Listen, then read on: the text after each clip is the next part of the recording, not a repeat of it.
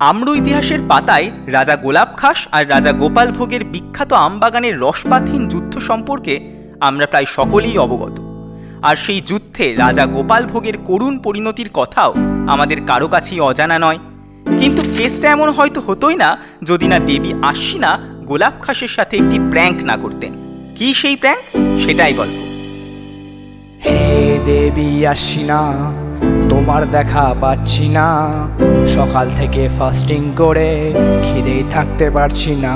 হে দেবী আশ্বিনা, চাইতে কিছু ডাকছি না, কালো টাকা আছে প্রচুর, ধন সম্পদ চাচ্ছে না। হে দেবী আশ্বিনা।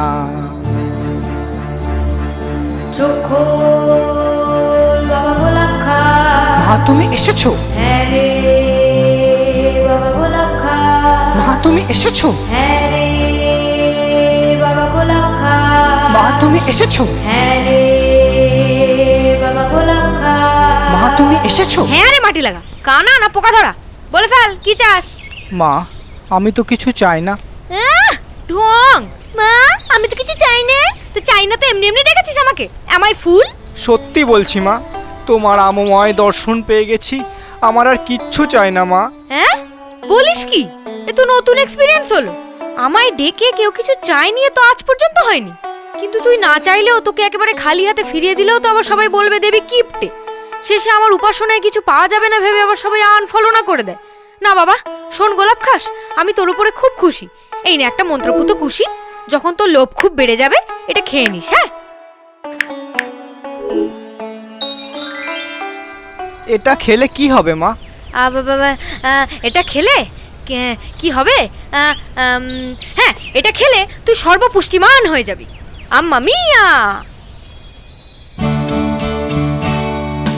গোপাল ভোগের ছেলে কার বাইরে, পাকা সারাদিন কাজ নেই, লগ্নার পিছু লাগা, ডায়াবেটিজম বলে খেপাই সারাক্ষণ, যেখানেই দেখা হয় সেখানেই কাটে টোন। গোপাল ভোগের ছেলে কার বাইরে, পাকা সারাদিন কাজ নেই, লগ্নার পিছু লাগা, ডায়াবেটিজম বলে খেপাই সারাক্ষণ, যেখানেই দেখা হয় সেখানেই কাটে টোন।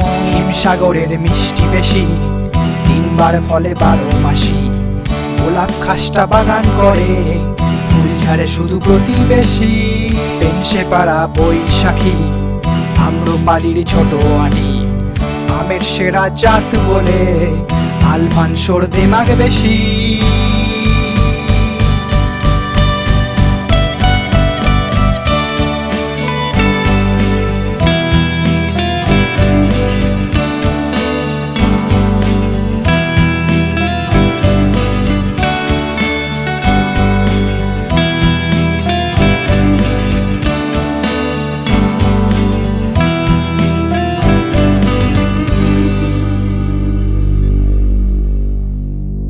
জয় মহারাজ গোপাল ভোগের জয়, জয় মহারাজ গোপাল ভোগের জয়। মহারাজ একটি জবর খবর আছে, যা শুনলে আপনি হয়তো আনন্দেই আমোত্তাহারা হয়ে যাবেন। হ্যাঁ তাই নাকি? তা কি শত্রুর গাছ কেটে পেয়েছো ভালো দাম, নাকি আমার জন্য নিয়ে এসেছো কোনো সুন্দরী সুস্বাদু আম? না না মহারাজ, সে তো খুবই তুচ্ছ, আছে অন্য মেসেজ। তাহলে অত আমতা আমতা না করে করো না ফিল ইন দ্য প্যাসেজ। মহারাজ আপনার চিরশত্রু আন্নগরের রাজা গোলাপ খাস কোথা থেকে যেন একটা মন্ত্রপুত কুশি পেয়েছে, যা খেলে নাকি সর্বপুষ্টিমান হওয়া যায়। হ্যাঁ কি বলছো সেনাপতি? কার্বাইড ফুকেছো নাকি? এমনটাও কি হয়? হয় মহারাজ হয়, আমাদের আমদূতেরা সকলে একই কথা টেক্সট করেছে, একদম গাছপাকা খবর আছে মহারাজ। তাই নাকি? তাহলে তো সেনাপতি সে কুশি আমার চাই, যে কোনো উপায় লাগাও যুদ্ধ, পাঠাও মেল। না না মহারাজ, হয়তো ফাইট করতে শত্রু সেনাদের এক্সাইট করাটা ঠিক হবে না। তার বদলে যদি নাইট লাইটে গোলাপ খাসের প্রাণের প্রিয় স্ত্রী গৌরমতিকে রাইট টাইমে সাইট করে নেওয়া যায়, তাহলেই তো বাগান হাতে। ও সেনাপতি, তুমি এটা পাক্কা আমের বাচ্চা। আমি তো জানি মহারাজ আপনার ইনস্টাগ্রামের খবর, অনেক দিন থেকেই আপনার রানী গৌরমতির দিকে নজর। সেনাপতি বংশের রস মানে না গো বস। আমার পিতা বাদশা ভোগের দেশি বিদেশি মোট 50 রকম আমের সাথে আঠা ছিল। হ্যাঁ, আমার দাদু দাদা ভোগের ছিল 72 জনের সাথে। পিতামহ লক্ষণ ভোগ তো অন্য ফলেদেরও বাদ দেননি। প্রপিতামহ কালীভোগ দ্বিতীয় সেঞ্চুরি এবং প্রপিতামহ কিষাণ ভোগ প্রথম ডাবল সেঞ্চুরি করেছিলেন। আর প্রপিতামহ মিশ্রি ভোগ তো সারা দেশের বাগানে যা মিশ্রি কাণ্ড ঘটিয়েছিলেন তার বলে বোঝানো যাবে না। বুঝে গেছি মহারাজ, পুরো প্রো প্লেয়ার ছিলেন। হ্যাঁ, ঠিক ধরেছ।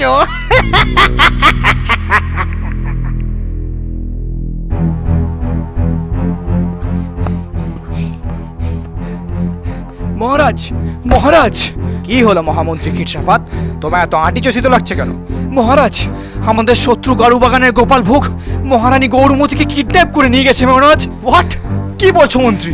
হ্যাঁ মহারাজ, এবং একটি বানান ভুলযুক্ত ব্ল্যাকমেল আমাদের অফিসিয়াল মেল আইডিতে সেন্ড করেছে মহারাজ। কি চাইছে মহারাজ? সে চাই আপনার মন্ত্রপুত খুশি, না হলে সে মহারানীকে ভোগ করবে যেমন খুশি। কি ওই আমচটকা গোপাল ভোগের এত বড় স্পর্ধা আমার প্রাণের গৌরমতীকে ভোগ করতে চাই? আর খুশির কথা তো তুমি আর রানী ছাড়া আর কারো জানার কথা নয়। হ্যাঁ মহারাজ, রানীমা কোনো গল্পের ছলে কথাটা বলেছিলেন কলাবতীকে, যে আসলে ছিল তোতাপুরীর শাশুড়ি। তোতাপুরী কথাটা বলেছিল মধুচুস্কিকে, যে ছিল মালগোভার খালাতো বোনের মেয়ে। মালগোভা কথাটা বলেছিল বোম্বাইকে, যে ছিল দুধকুমারীর চাস্তো দেওর। দুধকুমারী কথাটা বলেছিল কেশরকে, সে আবার ছিল জিতু ভোগের পিস্তুত ভাইয়ের মাসির ছেলে। এবার যেহেতু রাখাল ভোগ ছিল তার চাস্তো মাসির দাদা, আর মোহন ভোগ তার পিস্তুত ভাইয়ের ছেলে, তো কথাটা এইভাবেই ডালে ডালে গোপাল ভোগের কানে ওর আমদূত মারফত পৌঁছে গেছে মহারাজ। ওহ, কতবার বলেছিলাম রানী, একটু বোটায় আঠা লাগিয়ে কথা বলতে শেখো। Too much talking may be harm your king. কিন্তু না, কথা শুনলো না। মহারাজ, আপনি শুধু আদেশ করুন, ওই গোপাল ভোগের ভোগ বংশকে গাছ শুদ্ধ পুড়িয়ে আমপুরা শরবত বানাবো।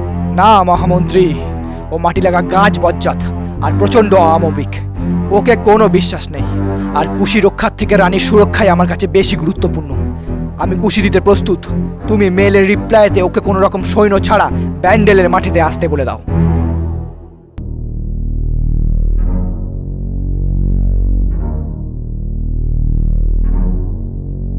বৃক্ষ চাইনি, বাগান চাইনি, চাইনি তোমার ফুলটুসি। চেয়েছি শুধু সামান্য জিনিস, তোমার মন্ত্রপুত খুশি। তার আগে তুমি গৌরমতীকে মুক্ত করো। হ্যাঁ, নিশ্চয়ই নিশ্চয়ই মুক্তি দিতে পারি, কিন্তু তার আগে তো খুশি দিতে হবে। নেই ক্যাশ অন ডেলিভারি। ওকে, উত্তম। এই নাও খুশি, এবার মুক্ত করো ওকে। না মহারাজ, আপনি আমার জন্য এই পচা আমটার হাতে আপনার ওই অমূল্য ধনটি তুলে দেবেন না। না গৌরমতী, খুশির থেকে তুমি আমার জন্য বেশি প্রয়োজনীয়, because you are so hot and আকর্ষণীয়। আর দেবী বলেছিলেন যখন লোভ খুব বেড়ে যাবে তখনই এটা গ্রহণ করতে। আর এই মাটি লাগার লোভ তো দেখছি ক্ষোভে পরিণত হয়েছে। ধর আমচটকা, এটা তোরই জন্য।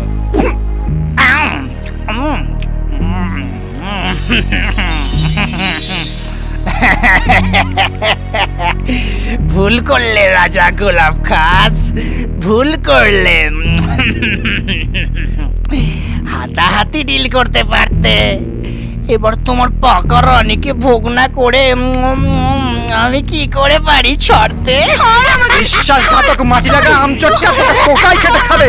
ছাড় আমার গৌরমতীকে, নাহলে কেটে ছালি ফালি করে মানুষকে দিয়ে খাইয়ে দেবো। ছাড়, ছাড় বলছি, ছাড়। যত খুশি দাও গালি, শুধু ভুল করেও যুদ্ধ করতে আসবে না, কারণ আমি এখন সর্বপুষ্টিমান। আমার কিচ্ছু ছিঁড়তে পারবে না।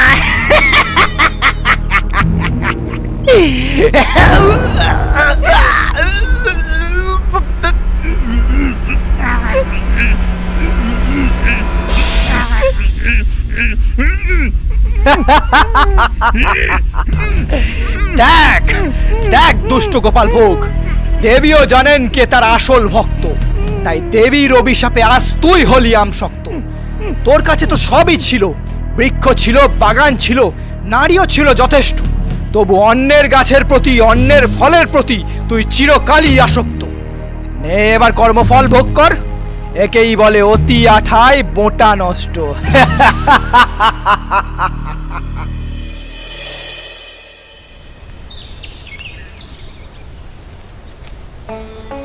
মা, মাগো, এ তোমার কি লীলা? নাকি এ আমারই কোনো পুণ্য ফল?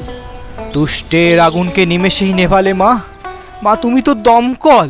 ইস, মা আমা করে একটা বিশ্রী উপমা দিয়ে বসলো। ওরে ওসব লীলা টিলা কিছু না, এটা জাস্ট একটা প্র্যাঙ্ক ছিল। সর্বপুষ্টিমান হবার কুশি টুসি বলে কিছুই নেই। ওটা একটা আমসত্ত্ব করার সামান্য ম্যাজিক্যাল বড়ি ছিল। হ্যাঁ, সে কি মা? সে বড়ি যদি আমি খেয়ে নিতাম? হ্যাঁ, ওই জন্যই তো সাবধান করে দিয়েছিলাম যে লোভ খুব বেড়ে গেলে তবেই খাবি। আর এই ধরা বাগানে সর্বপুষ্টিমান আমি, তাই তো তোরা আমায় দেবী বলে ফলো করিস। এবার ওই ধরনের কোনো খুশি থাকলে কি আমি সেটা তোকে দিয়ে শুধু শুধু নিজের কম্পিটিশন বাড়াতাম? দেবী বলে কি মনোপলিও বুঝি না? না মা না, আমি দেবতা হতে চাই না, আমি সর্বপুষ্টিমান হতেও চাই না, শুধু তোমার একটু কৃপা চাই মা। ওসব কৃপা টিপা করতে পারবো না বাবা। তবে হ্যাঁ, তুই খুব নির্লোভনীয় আম, তাই তোকে আর তোর বাগানকে নিয়ে একটা ভালো দেখে টুইট করে দিচ্ছি। দেখবি এবার থেকে তোদের দাম আরো বেড়ে যাবে। নে আম্মা মিয়া। তো সেই থেকেই খাস বংশের প্রত্যেকটি আমের মূল্য বেড়ে যেতে লাগলো, আর ঝরে পড়ল আরও একটি আমলৌকিক ইতিহাসের পাতা।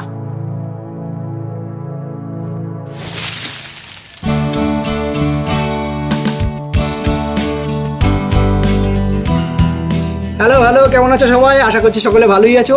তো ভিডিওটা কেমন লাগলো তোমার লাইক কমেন্ট করে একটু জানিয়ে দাও। আর চ্যানেলে যদি নতুন হয়ে থাকো তাহলে চ্যানেলে অন্য ভিডিওগুলো দেখো, যদি ভালো লাগে তাহলে সাবস্ক্রাইব করো। আর এই ভিডিওটা অ্যাকচুয়ালি আমি যে আমের মেন স্ক্রিপ্ট লিখেছিলাম তার মধ্যে নাটক আকারে ছিল।